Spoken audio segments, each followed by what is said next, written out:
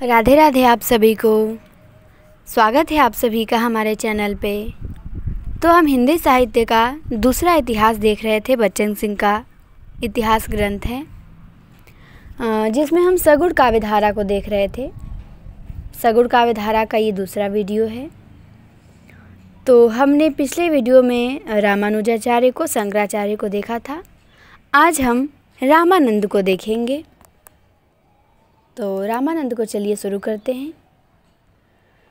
रामानुज का प्रभाव सीधे हिंदी साहित्य पर नहीं पड़ा, किंतु उनकी परंपरा में पढ़ने वाले रामानंद से मध्यकालीन निर्गुण काव्य और राम काव्य दोनों प्रभावित हुए। कह रहे हैं कि रामानुजाचार्य जो थे तो उनका प्रभाव सीधे तो हिंदी साहित्य पे नहीं पड़ा, लेकिन उनकी परंपरा में पढ़ने वाले जो रामानंद थे उनसे निर्गुण काव्य और सगुण काव्य दोनों प्रभावित हुए थे। पर रामानंद के जीवन चरित्र के संबंध में प्रामाणिक रूप से कुछ भी नहीं कहा जा सकता। न जन्म तिथि के बारे में, न मृत्यु तिथि के बारे में, और न उनके ग्रंथों के बारे में। सब कुछ अनुमानाश्रित है। अनुमान है कि उनका जन्म 1400 ईस्वी के आसपास हुआ होगा। जन्म स्थान के बारे में भी अटकलें लगाई गई हैं कि उनका जन्म प्रयाग में हुआ कि दक्षिण में हुआ। इनकी लिखी 17 पुस्तकें बताई जाती हैं। रामानंद की कितनी पुस्तकें बताई जाती हैं? तो 17 पुस्तकें बताई जाती हैं। पर श्री वैष्णव मताब्ज भास्कर, रामार्चन पद्धति और आनंद भाष्य विशेष रूप से उल्लेख्य हैं। इनकी 17 पुस्तकें तो बताई जाती हैं, लेकिन जो इनकी चर्चित पुस्तकें हैं वो 3 ही हैं। वैष्णव मताब्ज भास्कर है, रामार्चन पद्धति है और आनंद भाष्य है। लेकिन इनकी प्रामाणिकता क्या है? असंदिग्ध है। मतलब ये प्रामाणिक हैं कि अप्रामाणिक हैं, कुछ भी क्लियर नहीं है। लेकिन यह सत्य है कि वे काशी के पंचगंगा घाट पर निवास करते हैं। लेकिन ये बात तो बिल्कुल सत्य है कि वो काशी के पंचगंगा घाट पर निवास करते थे। दक्षिण भारत से यहाँ आकर राघवानंद ने उन्हें रामानुज के श्री वैष्णव संप्रदाय में दीक्षित किया। पर रामानंदी संप्रदाय का नाम श्री संप्रदाय है, श्री वैष्णव संप्रदाय नहीं है। तो रामानंद के जो संप्रदाय का नाम है वो श्री संप्रदाय है और श्री वैष्णव संप्रदाय नहीं है, क्योंकि दोनों के मंत्र अलग अलग हैं, तिलक पद्धतियाँ अलग हैं। हो सकता है कि रामानंद ने अपना अलग संप्रदाय स्थापित करने के लिए रामानुज संप्रदाय में कुछ जोड़ घटाकर उसे नया बना लिया हो। भक्तमाल के अनुसार अनंतानंद, कबीर, सुखानंद, सुरसुरानंद, नरहरयानंद, पीपा, रैदास, सेन आदि रामानंद के शिष्य थे। तो ये ध्यान देना है कि भक्तमाल के अनुसार रामानंद के कितने शिष्य बताए जाते हैं? 12 शिष्य बताए जाते हैं। कौन कौन? तो अनंतानंद हो गए, कबीर हो गए, सुखानंद, सुरसुरानंद, नरहरयानंद, पीपा, रैदास, सेन आदि। कुछ लोग कबीर आदि को रामानंद का शिष्य मानने को तैयार नहीं हैं। भला रामानंद जैसा शास्त्रज्ञ ब्राह्मण शूद्रों और मुसलमानों को जो अस्पृश्य है अपना शिष्य कैसे बनाएगा? पर निर्गुण भक्तों की परंपरा में रामानंद का नाम अत्यंत आदर से लिया जाता है। राम भक्तों में नाभादास के अतिरिक्त रामानंद को किसी ने भी याद नहीं किया, तुलसीदास ने भी नहीं याद किया है। तो ये कह रहे हैं कि रामानंद का जो है वो प्रभाव निर्गुण भक्तों पे ज़्यादा देखा जाता है, क्योंकि निर्गुण भक्तों में इनका नाम बहुत आदर से लिया जाता है। कई लोगों ने इनका उल्लेख भी किया है। लेकिन अगर राम भक्ति में देखें तो नाभादास के अतिरिक्त और किसी ने इनको नहीं याद किया है।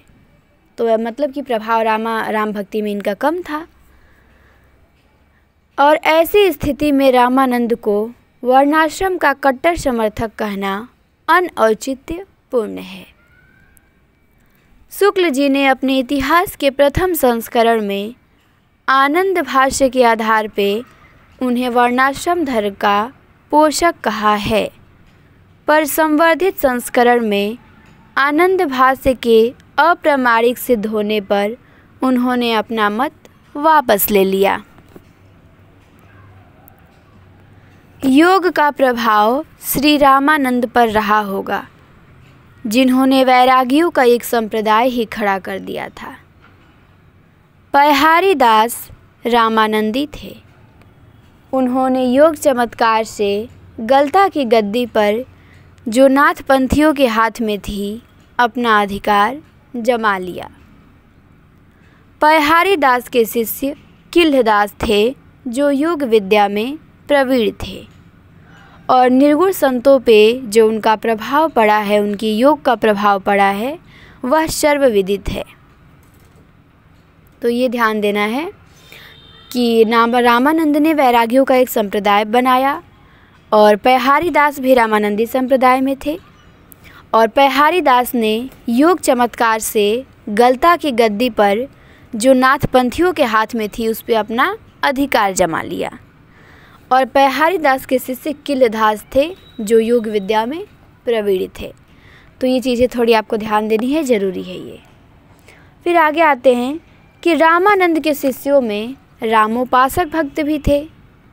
जिस नरहरयानंद को उनका शिष्य कहा गया है, शायद वे ही तुलसीदास के गुरु थे।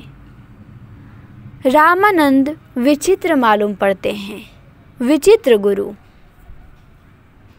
एक ओर कबीर उनके शिष्य हैं, तो दूसरी ओर उनके शिष्य परंपरा में तुलसीदास हैं। दोनों ही विचारधाराएं एक दूसरे के प्रतिकूल दिशा में प्रवाहित हैं। हजारी प्रसाद द्विवेदी रामानंद को आकाश धर्मी गुरु कहते हैं, जिसकी छाया में हर व्यक्ति के व्यक्तित्व को अपने ढंग का विकास करने का अवसर मिलता है और गुरु अपनी मान्यता को लादता नहीं है। तो रामानंद को हजारी प्रसाद द्विवेदी ने आकाश धर्मा गुरु कहा है कि जैसे आकाश के नीचे सब लोग, कई प्रकार के, विभिन्न प्रकार के लोग रह सकते हैं बिल्कुल स्वच्छंदता से, वैसे ही रामानंद अपने शिष्यों पे अपने विचारों को थोपते नहीं थे कि मेरा ये विचार है तो मेरे शिष्यों का भी यही होना चाहिए। नहीं, बिल्कुल सबको अपना अपना स्वतंत्र अस्तित्व निर्मित करने का मौका मिल रहा था। अब रामानंद को हमने देख लिया। अब रामानंद के बाद आते हैं वल्लभाचार्य। वल्लभाचार्य का जन्म 1481 में हुआ था और इनकी मृत्यु हुई थी 1533 में। इनका प्रभाव हिंदी कृष्ण भक्ति पर काफ़ी गहरा पड़ा है। भक्ति के अन्य आचार्यों की भांति शंकराचार्य के मायावाद या विवर्तवाद का विरोध उन्हें भी करना पड़ा, क्योंकि जनता से उसका कोई संबंध न था। रामानुज और रामानंद की भांति वे भक्ति को जाति पाति से मुक्त करके सामान्य जनता तक पहुंचाना ही नहीं चाहते थे, बल्कि समूहबद्ध भी करना चाहते थे। तो वल्लभाचार्य जो थे, ये कृष्ण भक्ति पे इनका क्या है, गहरा असर पड़ा है और ये जो हैं भक्ति को सामान्य जनता तक पहुंचाना नहीं चाहते थे, बल्कि समूहबद्ध करना चाहते थे।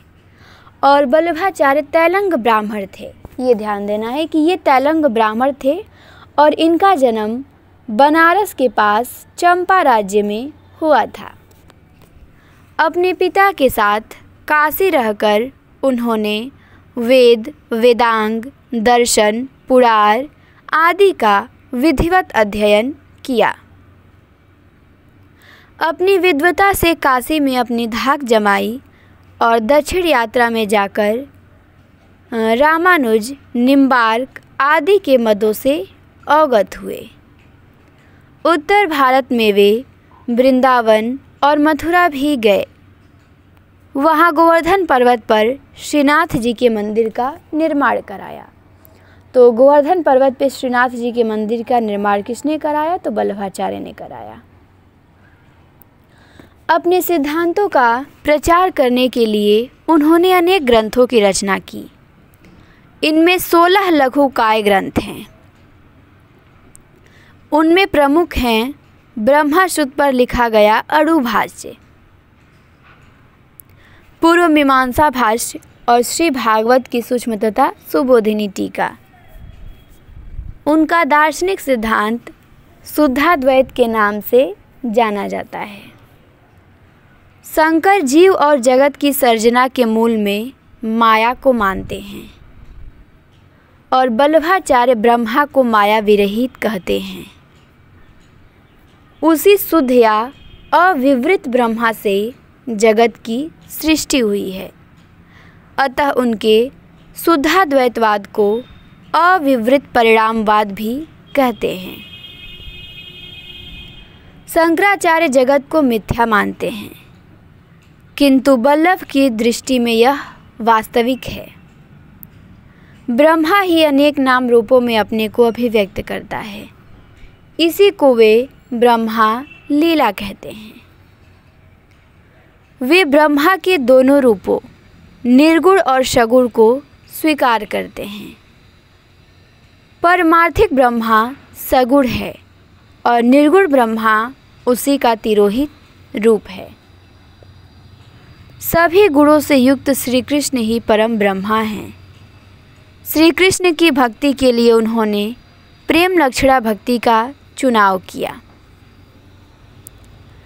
इस भक्ति में लोकवेद मर्यादा के लिए कोई स्थान नहीं है।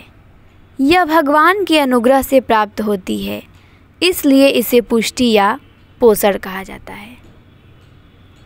फिर वल्लभाचार्य ने बताया है कि जीव के 3 प्रकार होते हैं। जीव के 3 प्रकार हैं: प्रवाह जीव, मर्यादा जीव और पुष्टि जीव। प्रवाह जीव जगत प्रवाह में सुखोपभोग में लगे रहते हैं और मर्यादा जीव वेद विहित विधि निषेधों का पालन करते हुए स्वर्ग प्राप्ति की कामना रखते हैं। पुष्टि जीव भगवान के पोषण या अनुग्रह पर आश्रित होते हैं और उनकी नित्य लीला के भागीदार होते हैं। पुष्टि मार्ग की बात एकदम नई थी, जिसकी ओर अन्य किसी मायावाद विरोधी आचार्य ने ध्यान नहीं दिया था। शुक्ल जी का मत है कि इसके प्रचार प्रसार के लिए मंदिरों में भोग विलास की जो सामग्री प्रस्तुत की गई है, युवक युवतियों पर उसका प्रभाव अच्छा नहीं पड़ा होगा। जनता पर चाहे जो प्रभाव पड़ा हो, पर उस गद्दी के भक्त शिष्यों ने सुंदर सुंदर पदों द्वारा मनोहर प्रेम संगीत की धारा बहाई। उसने मुरझाते हुए हिंदू जीवन को सरस और प्रफुल्ल किया। पर शुक्ल जी ने कृष्ण काव्य धारा की कुछ महत्वपूर्ण विशेषताओं की ओर ध्यान नहीं दिया। सामूहिक प्रार्थनाओं, नृत्यों और कीर्तनों द्वारा जनता को एक सृजनात्मक प्रेरणा मिली। सामंतवादी युग में व्याप्त जड़ता को तोड़कर जनता में एक हलचल, स्फूर्ति, क्रियात्मक और स्वातंत्र का भाव जागा। भक्ति आंदोलन ने धर्म को व्यापक भूमिका देकर सामंतवादी जड़ता को एक सीमा तक तोड़ा। हिंदुओं मुसलमानों के बीच एकता स्थापित की। जाति प्रथा और वर्णाश्रम धर्म को झटका दिया, किंतु स्वयं मठों की स्थापना कर वह भोग विलास का शिकार हो गया तथा धार्मिक सामंतवाद और संकीर्णता के घेरे में दम तोड़ बैठा। इसके बावजूद कृष्ण भक्ति आंदोलन की विशालता और व्यापकता देखते हुए आश्चर्य होता है कि देश का कोई कोना ऐसा नहीं बचा जहां इसकी लहर न पहुंची हो। संभवतः स्वच्छंदता की भावना ने इसके प्रसार में सबसे अधिक मदद की। तो हमने वल्लभाचार्य को देखा और शुक्ल जी का मत भी देखा कृष्ण संप्रदाय के बारे में, कि कृष्ण संप्रदाय ने मंदिरों में भोग विलास की जो सामग्री प्रस्तुत की गई है उस पर युवक युवतियों पे अच्छा प्रभाव नहीं पड़ा। ठीक, बाकी चीज़ों को देखा जो हमारे लिए बहुत ज़रूरी था। तो हमने आचार्यों को समाप्त कर लिया, रामानुजाचार्य, शंकराचार्य, रामानंद और वल्लभाचार्य, ये प्रमुख आचार्य थे हमारे, इनको हमने समाप्त किया। अब हमारा टॉपिक है सगुण निर्गुण का द्वंद्व। तो ये भी महत्वपूर्ण टॉपिक है, इसे भी हम देखते हैं। हिंदी भाषी क्षेत्रों की तरह देश के अन्य भागों में निर्गुण सगुण का द्वंद्व नहीं था। सामंतवाद का वास्तविक किला यहीं पर था, किन्हीं अंशों में अब भी है। अतः सगुण भक्तों ने, जिनकी बागडोर उच्च वर्ग के हाथ में थी, निर्गुण भक्तों का जम के विरोध किया। और कृष्ण भक्ति शाखा में यह विरोध तत्वदर्शन तक ही सीमित था, पर राम भक्ति शाखा की पूरी ताकत ब्राह्मणवाद की जड़ों को मजबूत बनाने में लगी रही। इस धारा में एक भी अब्राह्मण भक्त नहीं दिखाई देता। अब्राह्मण मतलब राम भक्ति शाखा में एक भी कोई ब्राह्मण के अलावा और भक्त नहीं दिखाई देता है। लेकिन कृष्ण भक्ति शाखा अधिक उदार थी। इसमें हिंदू मुसलमान सभी लोग शामिल हुए। राम भक्ति शाखा में जाति पाति का विरोध इस ढंग से किया जाता है कि सांप भी मरे और लाठी भी न टूटे। वहाँ पे वैसे जाति पाति का विरोध किया जा रहा था, बस दिखावटी रूप में। पर कृष्ण भक्ति धारा में यह छद्म नहीं है, यहाँ पे जो था वास्तविक था। राम भक्ति शाखा में लोक वेद की रीतियों पर पूरा ध्यान दिया गया है, पर कृष्ण भक्ति शाखा में लोक वेद का डर नहीं है। राम भक्ति शाखा में लोक वेद की रीतियों पर ध्यान दिया गया है, पर कृष्ण भक्ति शाखा में इसका डर नहीं है। तो आपको सगुण निर्गुण में थोड़ा द्वंद्व और अंतर समझ में आया होगा। ठीक, कि जो सगुण थे, राम भक्त थे, वो मतलब कि ज़्यादा जाति पाति का समर्थन मतलब दिखाते थे कि हम इसका विरोध कर रहे हैं, लेकिन वो विरोध नहीं करते थे। राम भक्ति शाखा में अधिकतर उच्च वर्ग के लोग ही थे, ब्राह्मण ही थे। लेकिन कृष्ण भक्ति धारा जो थोड़ी उदार थी, इसमें ब्राह्मण के अलावा मतलब और सभी जाति के लोग इसमें थे, सभी धर्म के लोग इसमें थे। और ये लोग वास्तव में जाति पाति का खंडन करते थे कृष्ण भक्ति धारा वाले, लेकिन राम भक्ति धारा में ऐसा नहीं था। तो अब हमारा कृष्ण भक्ति काव्य स्टार्ट होता है। सगुण धारा में हम क्या देखेंगे? सबसे पहले कृष्ण भक्ति काव्य धारा। तो कृष्ण भक्ति काव्य धारा में हमारा सबसे पहले आ जाएंगे सूरदास। तो सूरदास को हम अगले वीडियो में देखेंगे। एक वीडियो में मैं चाहती हूँ कि सूरदास कवर हो। ठीक, तो इस वीडियो को यहीं पे समाप्त किया जाता है। फिर मिलेंगे आपसे हम शीघ्र ही इसके अगले भाग में। हम सूरदास को देखेंगे। तो आप सभी को वीडियो देखने के लिए धन्यवाद। अगर क्लास अच्छी लगे तो सभी के यहाँ शेयर करिए, लाइक करिए।